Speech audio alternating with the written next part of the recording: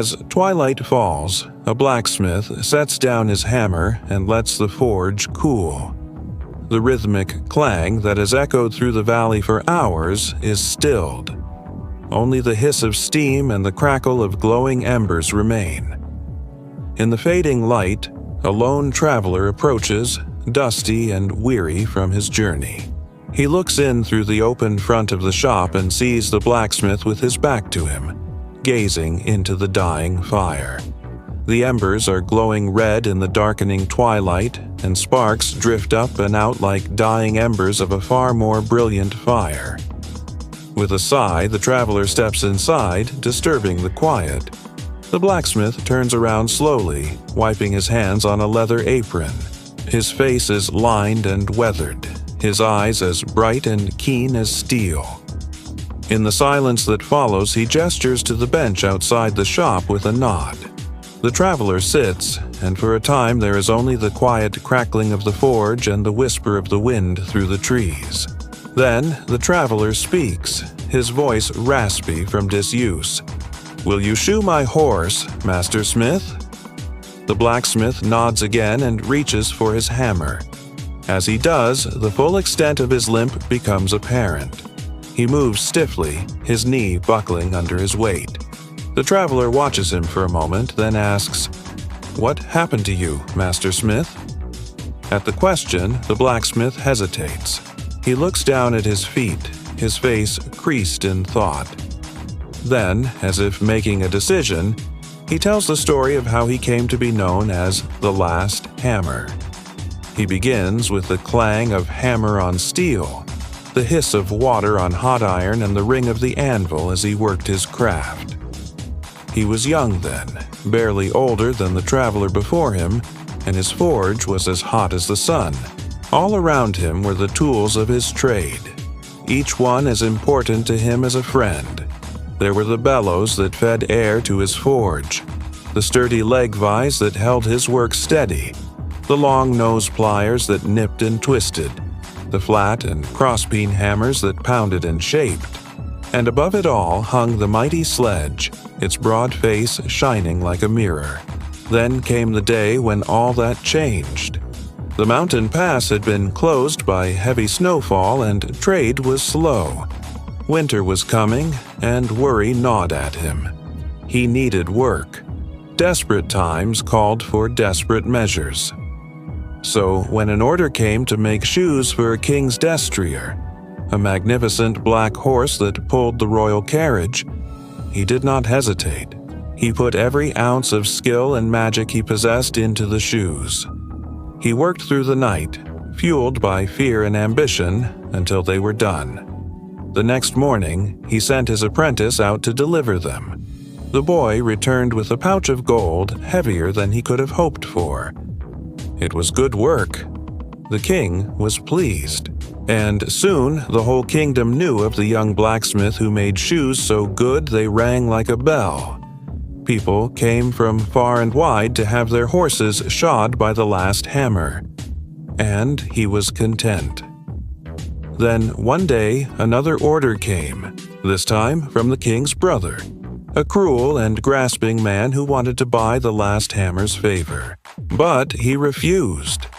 The order was unreasonable, the price too high. He would not be bartered with. He would not bend.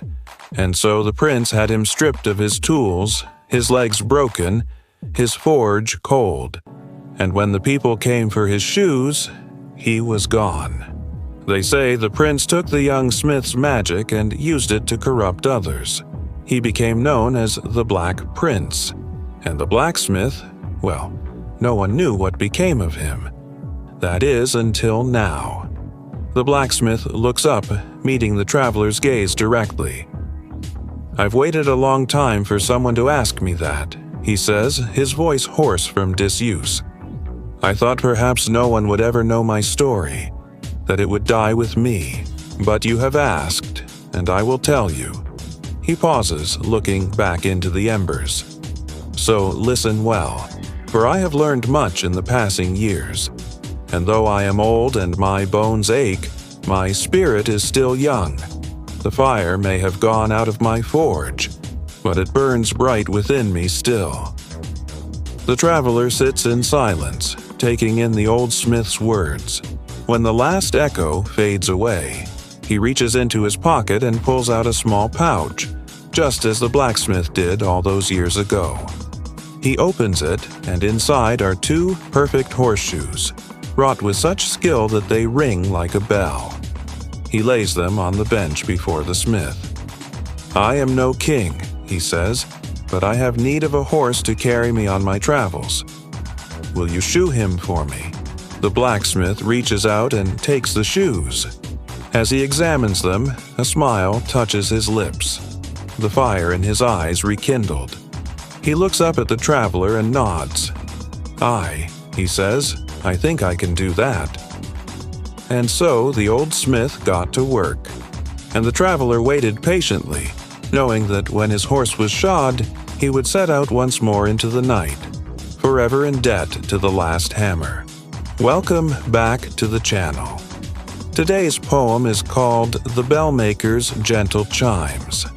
In a world where silence reigns supreme and whispers dance upon the breeze, there lived a bellmaker, old and wise, whose chimes brought solace to the trees. He crafted bells of every size, from tiny notes to deep bass tones, and each one sang a sweet, sad song of love and loss and lives unknown. His workshop echoed with their sound, as hammers fell on metal bright, and when his work was finally done, he'd hang them up in rows on height. One evening, as the sun sank low and shadows stretched across the land, he heard a gentle, plaintive chime, and knew a visitor was at hand. She entered his domain of sound, a vision in the fading light, her footsteps soft upon the floor, as twilight deepened into night. She stood before the towering bells, their music hanging in the air, and asked the maker, old and gray, to play a tune for her to hear. He reached out a hand, so wrinkled, worn, and touched a bell with all his might. It sang a single, solemn note, and echoed through the still of night.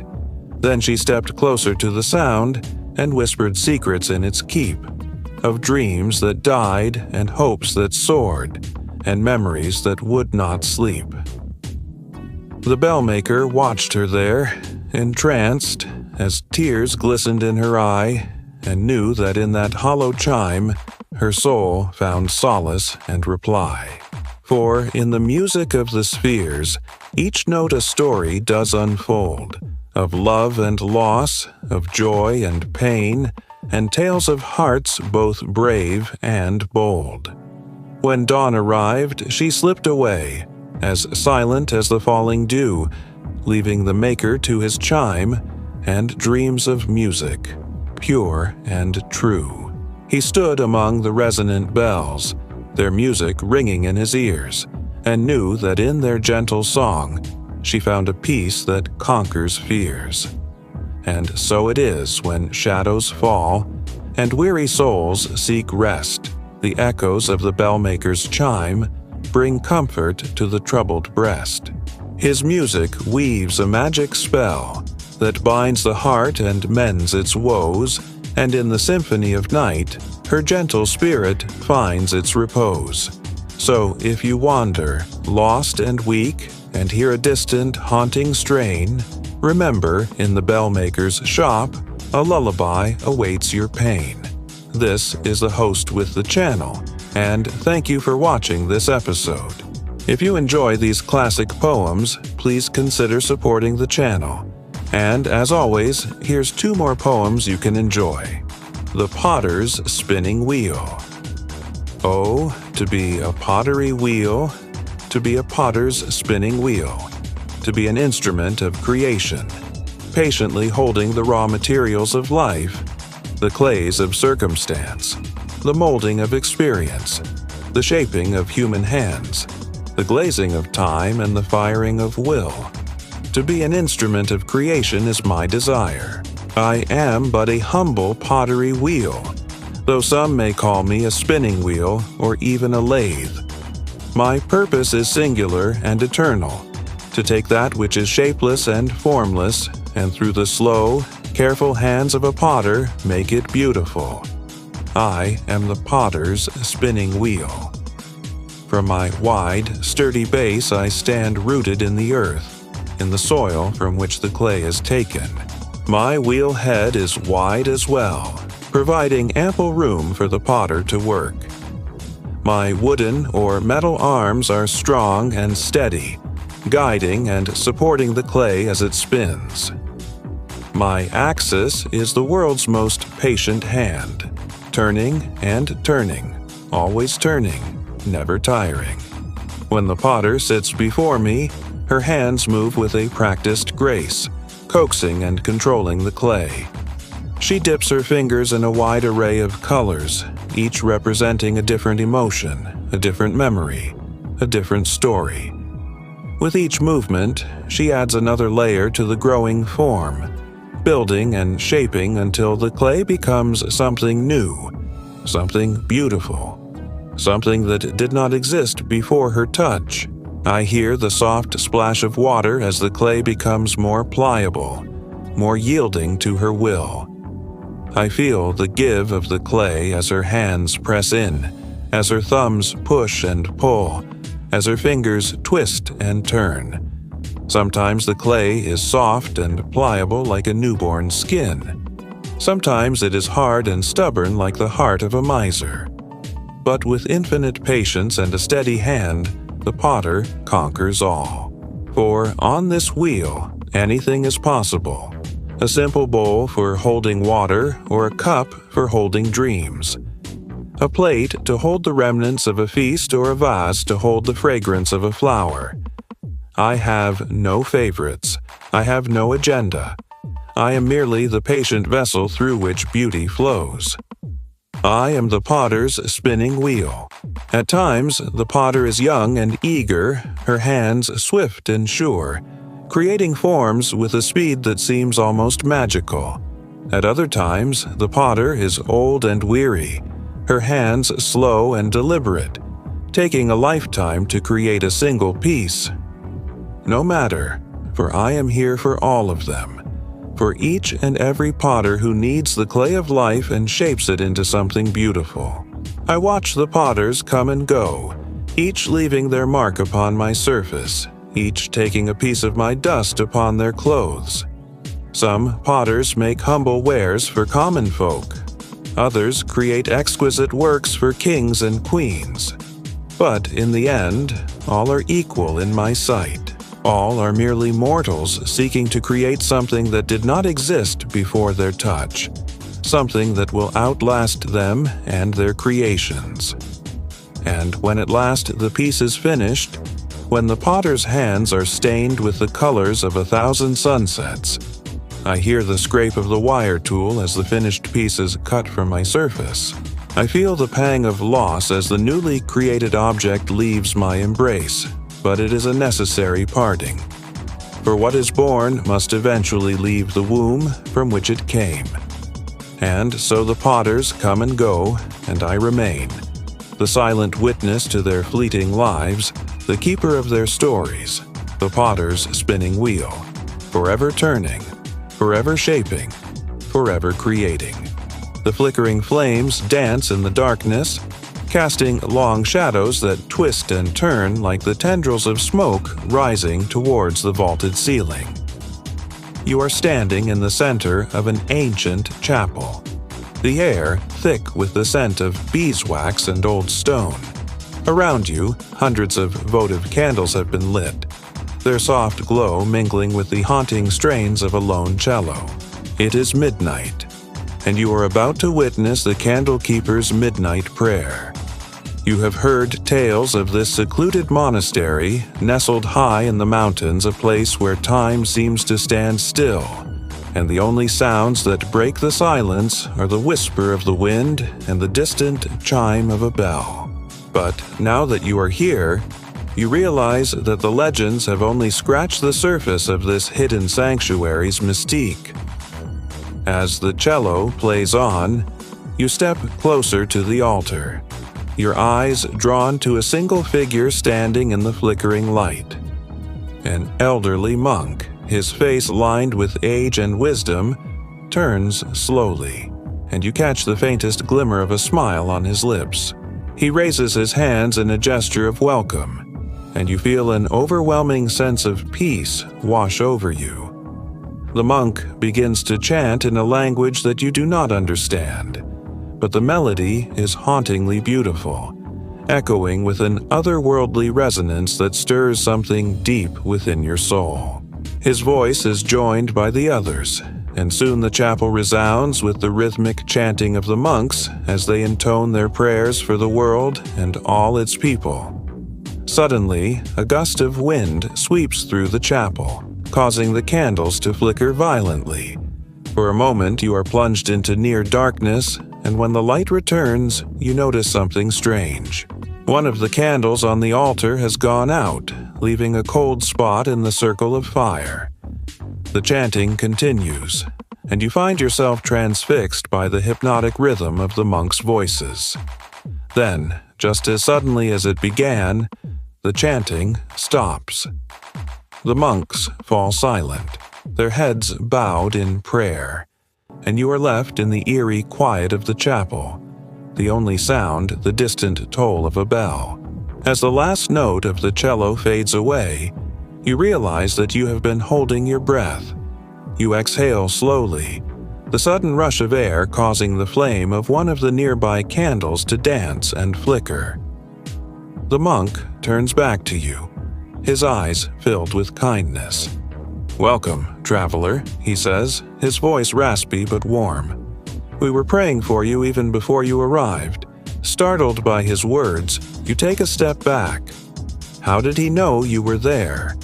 Had the monks been expecting you? Before you can ask your question, the monk holds up a hand, silencing you. He steps down from the altar and walks slowly towards you, his gaze steady and unwavering. As he approaches, you feel a sense of calm wash over you, and you realize that you have been tense, your shoulders slumped, your jaw clenched. When the monk is close enough, he speaks again, his voice low and soothing. "You carry burdens, traveler. Heavy burdens that weigh you down and keep you from finding peace." You hesitate, surprised by the monk's insight. How could he possibly know what you are going through? You open your mouth to speak, but no words come out. The only sound is the crackling of the candles. The monk continues, his eyes never leaving yours. "Come with me now and lay your burdens at the altar. Let the light of these candles purify you, and for one night at least find solace in the quiet embrace of this ancient chapel." And so you do. You approach the altar and kneel, placing your burdens at the foot of the cross. As the cool marble touches your fingertips, you feel a sense of relief wash over you. You close your eyes, surrendering to the peace that surrounds you. For the first time in a long time, you are truly alone, stripped of all pretense and false faces. Here in the flickering candlelight, there is nowhere to hide, only honesty and the raw, unfiltered reality of your existence. And in this moment, you feel free. Welcome to the Garden of Quiet Roses, where the air is still and sweet, and the only sounds are the rustling of leaves and the distant call of an owl. Within castle walls, a lady tends roses under a moonlit sky. Share that medieval gardens were often designed for both beauty and healing, and let the soft petals and drifting night air relax the mind. Please join me in today's guided meditation. Find a comfortable position, whether sitting or lying down. Close your eyes and let your awareness drift to the gentle lapping of water on stone. You are by a tranquil lake surrounded by the lush greenery of a sprawling garden. The sun is setting over the horizon, painting the sky in hues of orange and purple. The scent of roses fills the air, carried on a gentle breeze that whispers through the leaves of ancient trees. Take a deep breath in, feeling your worries and tension melt away with each inhale. As you exhale, Imagine releasing all that you no longer need, all that no longer serves you. With every breath, you feel more relaxed, more at peace. As twilight deepens, the first stars begin to appear, twinkling like diamonds scattered across a velvet cloth. The moon, a silver sickle in the inky sky, casts its gentle light upon the garden. It's a night for quiet reflection, for communing with nature and finding solace in the stillness. Share that, in the Middle Ages, gardens were not just for aesthetics, but also for healing. The monks and nuns who tended these gardens grew herbs and flowers known for their medicinal properties. They used them to treat ailments and injuries, demonstrating a deep understanding of the connection between nature and health. Imagine the soft petals of a rose, their velvety touch a reminder of the healing power of nature. As you run your fingers along their delicate surface, you feel a sense of calm wash over you. The thorns remind you of life's challenges, but also of its resilience. For just as the rose endures, so can you. The night air grows cooler, carrying the scent of night-blooming jasmine and the sweet, earthy aroma of the night-opening cactus.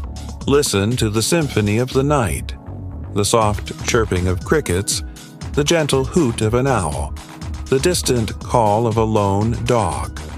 Each sound adding to the melody of the night, a melody that soothes your soul and brings you peace. The hours pass like ships in the night, sailing silently on the vast sea of time. The moon climbs higher in the sky, bathing the garden in its silvery light. In this timeless place, you are connected to the rhythm of the earth, the pulse of the cosmos. Here, in the Garden of Quiet Roses, time slows its relentless pace. The worries of the day fade into the twilight, leaving you in a realm of tranquility. The roses, with their intoxicating fragrance and timeless beauty, remind you of the simple pleasures in life, the beauty that surrounds us if we only take the time to notice it. As the night deepens, the garden becomes a sanctuary, a place where you can be yourself, where you can shed the weight of the world and embrace the peace that comes from being in harmony with nature. It's time to bring this meditation to a close. Slowly begin to move your fingers and toes, feeling the connection to this peaceful place deep within you. Take a few deep breaths, noticing the sensations in your body, the feeling of the ground beneath you, the air on your skin. When you're ready, open your eyes and bring your awareness back to the present moment. With you now, carry the serenity of the garden in your heart. Let the tranquility of this place be a source of strength and solace whenever you need it. And know that within you lies a garden of quiet roses, waiting to bloom. This is the story of the shepherd's starry vigil. And once upon a time in a far-off land, high up in the mountains lived a lonely shepherd. Every day he took his sheep to the hillsides and meadows to graze, and every evening when the sun began its slow descent, he'd lead them back home. The other shepherds in the village had long ago put their flocks to pasture in the valley, but this lone shepherd continued to take his sheep to the hills. One night, as he watched over his flock, he saw a shooting star streak across the sky and vanish behind a cloud. And as he stood there watching, another one appeared, then another and another, until the whole sky blazed with 1,000 brilliant stars. And for a moment, the shepherd forgot his loneliness as he gazed up at the majestic sight before him. Then, slowly, ever so slowly, he began to hum a little tune, a song of joy and hope. And as he sang, the stars seemed to wink and shimmer as if dancing to his song. Now it happened that an angel in heaven heard the shepherd's humble song and was filled with great joy. For he knew that this humble shepherd had a pure and generous heart. So the angel swooped down from heaven and landed softly beside the astonished shepherd. "Why do you sing such a beautiful song in the solitude of this barren hill?" asked the angel. And the shepherd, startled by the sudden appearance of the celestial being, could only stammer, I don't know, sir. I just felt like singing." Then the angel said, "I am the guardian of this region, and I have heard your song echoing through the valleys. It has touched my heart, and I have come to reward you." And with that, the angel waved his magic wand and transformed the shepherd's staff into a golden scepter. "Take this scepter," said the angel, "and with it, rule over all the sheep in the land. They will hear your call and follow you wherever you go." And with a final wave of his magic wand, the angel vanished, leaving the shepherd in wonderment. The next morning, when the sun first peeked over the horizon, the shepherd took his scepter and went down from the hills to the village below. There, he gathered all the sheep in the valley and led them to a fertile meadow where they could graze. And as the days passed, the shepherd came to love his new charge, and they, his sheep, loved him too. He was kind and gentle with them, and he led them to the best pastures and protected them from harm. And whenever the night grew dark and the other shepherds forgot their flocks, he'd take his scepter and lead his sheep to the hillsides. And as he watched over his flock, he'd hum that same joyful tune that had caught the angel's attention. And sometimes, just sometimes, when the stars were bright and clear, he thought he saw the faint outline of an angel watching over him. And he knew that as long as he kept his heart pure and his soul honest, he would never be truly alone. And so the shepherd's starry vigil continued on into eternity. And that's all for today. If you like this story, please leave a like, and if you love these kind of stories, please subscribe so you won't miss any new stories. Thank you for listening, and I'll see you next time. Gather round, little ones. And I'll tell you a tale of a legendary artisan known as the Lantern Maker. In days long past, there existed a wondrous craft, the making of lanterns. A skilled artisan would take a large piece of iron and with hammer and anvil, beat it into a lantern shape. Then came the hard part, fashioning the handle so that when you grasped it, it felt like silk on your palm. It took years of practice to master this skill, and only a few ever learned it. But even after shaping the iron, the lantern was far from complete. Next, the artisan would cut out thin slices of horn, polish them to a fine shine, and carefully glue them over the iron. These horn slices served as the lantern's panes of glass, letting the light pass through while the metal frame kept them rigid and gave them protection. Finally, once the glue had dried, the lantern was finished. And oh, how beautiful they were! Each lantern was unique, no two alike, just like snowflakes or raindrops. The artisans took great pride in their work, for when night fell and they lit up their creations, the lanterns glowed with a warm, inviting light that chased away the darkness and brought comfort to all who saw it. Now, these lanterns weren't just for decoration. Oh no, they had a magical quality. You see, every night before the villagers went to bed, they would place a lantern on their windowsill. And as they drifted off to sleep, the lanterns would do more than just cast a pretty glow. They would watch over the sleeping villagers, protecting them from nightmares and evil spirits. If a wicked dream tried to sneak in, the lantern's light would flicker and the dream would vanish. And if a malevolent spirit got too close, the horn panes would glow with an otherworldly light, driving the spirit away. For this service, the villagers held the lantern makers in high regard. They were respected and revered, and their lanterns became a symbol of hope and safety. But alas, like all good things, the tradition eventually faded. People moved away from the village, new technologies replaced the need for lanterns, and the art was lost to time. Only in old tales and stories do we remember the legendary lantern maker and his wondrous creations. And now, my little ones, it's time for you to go. The night is dark and full of terrors, but do not be afraid. For just as the lanterns chased away the darkness of night, so too will my stories banish the shadows in your heart. Go now, and may the memory of the lantern maker's glow bring you peace and happiness. Before the coming of glass, lanterns glowed with polished horn. Their warm glow flickers softly, guiding dreams into night. Oh, how I long to feel that gentle, flickering light upon my skin once more. To hold a lantern made of horn and iron in my hands, to feel its weight and know that within it sleeps the very soul of the artisan. For each pane of horn is a piece of his heart, his breath, his life force, his very essence distilled into a single drop and fused to eternity with the alchemy of heat and pressure.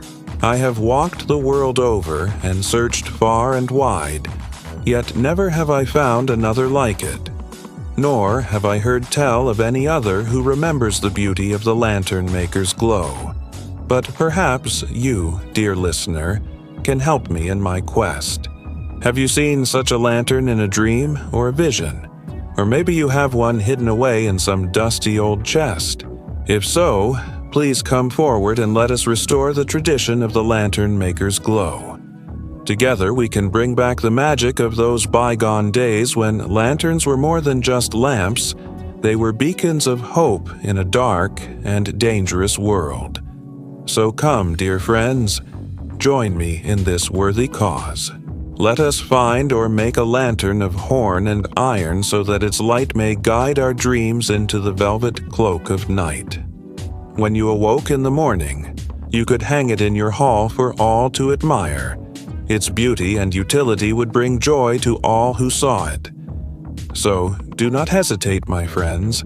Come forward and share what you have so that together we can bring back the magic of the lantern maker's glow.